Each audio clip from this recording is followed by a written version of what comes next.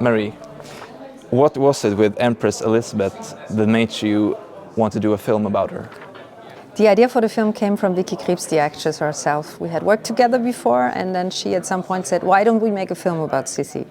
And I thought she was joking, because in my country Sissi is on every second souvenir, and I was not really interested. But then I started reading about her and saw that there was much more to her than I thought. When making a film about a historical person, like Empress Elizabeth, I would love to hear your thoughts on how big you think the responsibility towards history is, and how much you can sort of depart from historical truth.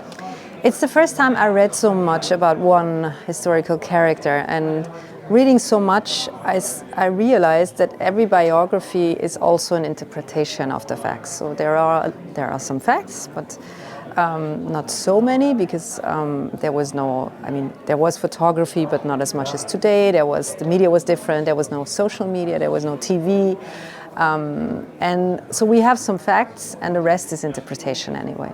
So I decided I would just make my own interpretation, and I tried to stay true to the personality I read about more than to the facts. Was it hard finding that balance, or did you know exactly how you were going to approach this from the start? Of course, starting, I tried to know as much as I could.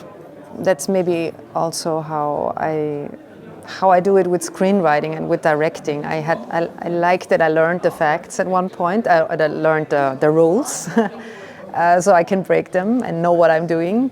And this is maybe how I did this film too. I tried to know as much as possible, and then just use the facts. Like from a buffet, you would just take what you like and what fits into your story. And can you just briefly talk a bit about how it was like working with Vicky? I know you've done it before, but what did she bring to the character?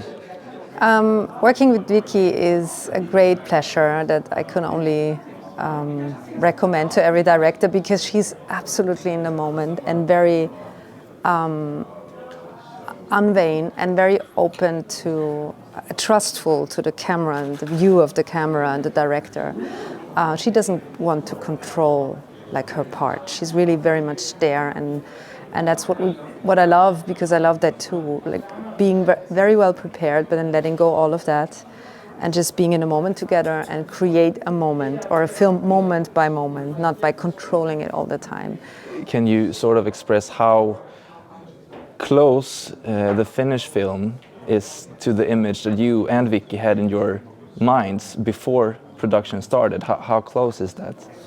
I don't think Vicky had an image of a finished film in mind. Of course I had, but